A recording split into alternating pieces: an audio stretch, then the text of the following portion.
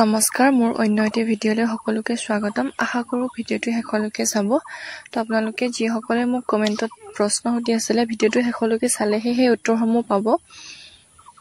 আজি মই আপোনালোকক দেখুৱাম ঘৰতে থাকি ঘৰুৱা সামগ্ৰীয়ে আপোনালোকে কেনেকৈ চুলিখিনি স্পা কৰিব পাৰিব। প্ৰথমতে মই কেইটামান ভেন্দি লৈ ল'লোঁ ভালকৈ ধুই। তাৰপিছত সেইকেইটা মিহি মিহিকৈ কুটি অলপ এগিলাচ পানী লৈ তাক সেই ভেন্দিখিনি মানে উতলাব লাগিব, যাতে এগিলাচ পানীখিনি উতলি আধা হয়গৈ। প্ৰায় 10 মিনিটমান তেনেকৈ উতলোৱাৰ পাছত আমি ভেন্দিখিনি মিক্সাৰত বা অন্য কিবা পাত্ৰত ভালকৈ পিচি ল'লে বেছি ভাল হয়।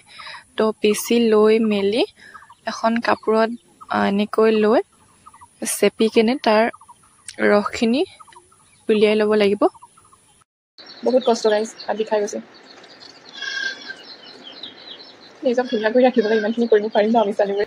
কিনা হাঁহৰ ঠোঁটলৈকে মঙহ বুলি কথা এষাৰ আছে যে, সেয়া আৰু প্ৰয়োগ কৰিছোঁ। মাৰ গালি খাই গৈছোগৈ, বোলে দেউতাই ইমান দাম দি ভেন্দিকেইটা আনিছে, তই এইবোৰ কৰিছে।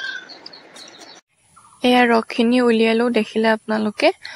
তাৰ পাছত সেইখিনি পুনৰ এখন কেৰাহীত গৰম কৰিব লাগিব। তাৰ লগত আমি মিক্স কৰিম পিঠাগুড়ি বা কৰ্ণফ্ল'ৰ, দুয়োটা দিব পাৰে, কিন্তু কৰ্ণফ্ল'ৰ নহ'লেও কোনো কথা নাই। ময়ো দিয়া নাই যিহেতু ঘৰত নাছিলে, সেইবাবে পিঠাগুড়িকে মই দি দিলোঁ। পিঠাগুড়িখিনি অকণমান পানী দি মিক্স কৰি ধুনীয়াকৈ ভেন্দিৰ যিখিনি ৰস উলিয়াইছিলোঁ সেই ৰসখিনিৰ লগত দি লগালগ আপোনালোকে লৰাব লাগিব, নহ'লে গুটি গুটি হৈ যাব। তো ভালকৈ লৰাই মেলি এটা পাত্ৰত ধুনীয়াকৈ বাকি ল'লোঁ।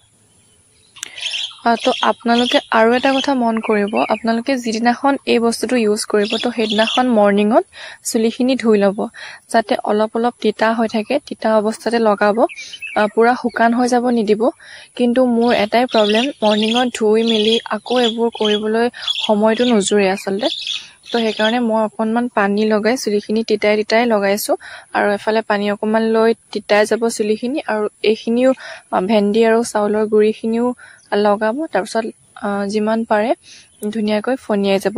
কিন্তু মোৰ অকলে কৰিছোঁ যে সেইকাৰণে কষ্ট হৈছে, তো আপোনালোকক ভালকৈ দেখুৱাবও পৰা নাই চাগে। যিমানখিনি পাৰোঁ মই চেষ্টা কৰিছোঁ। ভালকৈ লগোৱাৰ পাছত গোটেই চুলিখিনি প্ৰায় 1.5 ঘণ্টামান আপোনালোকে এনেকৈ থৈ দিব। তাৰ পাছত ধুই দিব। যদি পাৰে তেনেহ'লে চেম্পু নিদিয়াকৈ ধুলে বেছি ভাল। পাছদিনাখন আপোনালোকে আকৌ চেম্পু কৰি ধুব পাৰে, কিন্তু লগোৱাৰ দিনাখন চেম্পু দি নুধুলে বেছি ভাল হ'ব।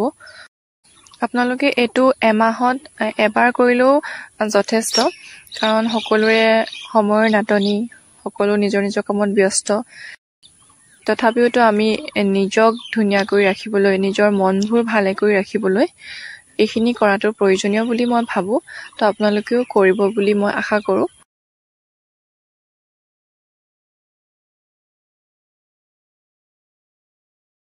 মই ধুই মেলি একদম আজৰি হৈ আহিলোঁ, মানে ফনিয়াই মেলি আহিলোঁ। তো চুই মানে বিৰাট বেছি ভাল লাগিছে। ফাৰ্ষ্ট কথা, মই আজি চেম্পু কৰা নাই, তাৰপাছতো ইমান মানে কি ক'ম, চিল্কি। তথাপিতো তেল ভাৱটো অলপ আছে, যিহেতু তেল মিক্স কৰা হৈছিলে।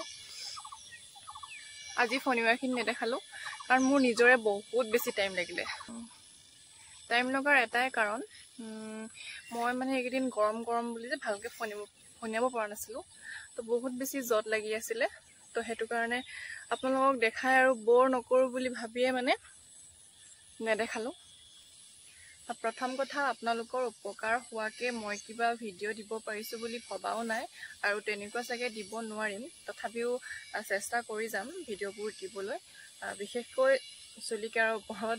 যিহেতু আপোনালোকে বিচাৰে, ইনষ্টাগ্ৰামৰ কমেণ্টতে হওক বা ইউটিউবৰ কমেণ্টতে হওক, যিহেতু মই ভিডিঅ'টোত চুলিৰ ওপৰতে ক'বলৈ আহিছোঁ, বাকী কথানো তেনেকৈ মোৰ কোৱাৰ অভিজ্ঞতাও নাই, আৰু ক'ব লাগে বুলি মই নাভাবোঁ। আৰু তো দুটামান মোক কথা সুধিছিলে মানে কমেণ্টত, তো মোৰ ৰিপ্লাই দিবলৈ দিগদাৰ হয়, আৰু কয় যে কেনেকৈ কি লগোৱা ক'বাচোন। তেতিয়া মই কওঁ যে ঠিক আছে, ক'ম বাৰু।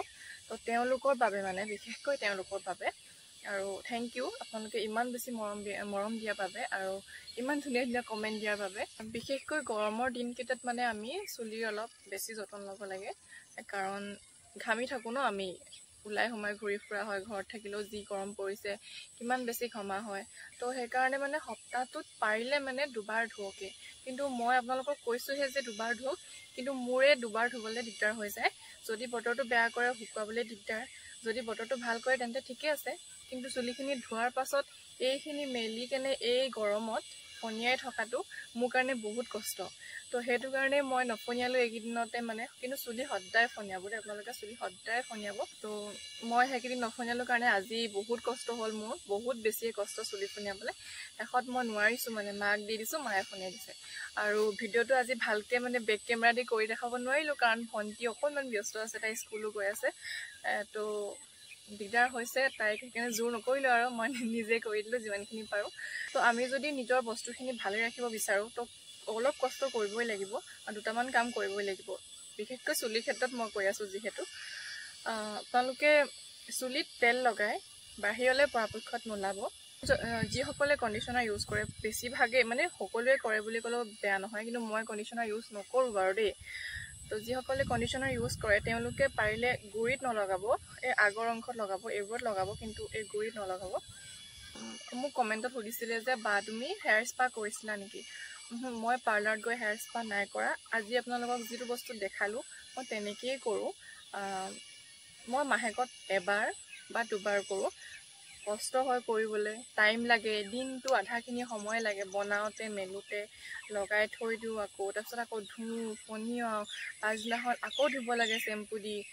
পাৰিলে আপোনালোকে যদি কিবা দিগদাৰ হয় তেনেহ'লে লগোৱা দিনাখনেই চেম্পু ধুই দিব পাৰে, কিন্তু নুধুলে বেছি ভাল হয়, নহ'লে পাছদিনা ধুব পাৰে যদি একো বিশেষ কাম নাথাকে।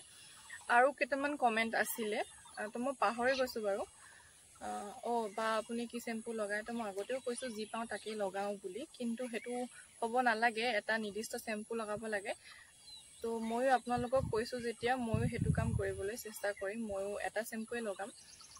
আৰু আগৰ ভিডিঅ'টোত যিহেতু মই মণি চালৰ গুটি দেখাইছিলোঁ, তো বহুতে চিনি পোৱা নাই। তো সেইজোপা গছ আছে, ময়ো আগতে ভালদৰে চিনি নাপাইছিলোঁ, অকল গুটিটো দেখিছিলোঁ তো।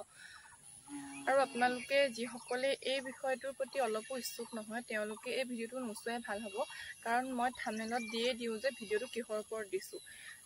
আৰু চাবলৈ আহি চাই আপোনালোকৰ মনে বিচৰা মতে মোৰ ভিডিঅ'টো নাপায়, গতিকে আপোনালোকৰ বেয়া লাগে। তো বেয়া কমেণ্ট কৰে, সেই বেয়া কমেণ্টটো দেখি মোৰ মনটো বেয়া লাগে, গতিকে ইগন'ৰ কৰক যিসকলে নিবিচাৰে। হয় বাৰু, মই এইবোৰ কৰি ভাল পাওঁ, ভিডিঅ' বনাই ভাল পাওঁ, আপোনালোকৰ লগত শ্বেয়াৰ কৰি ভাল পাওঁ। যিসকলে বিচাৰে তেখেতসকলৰ কাৰণেহে।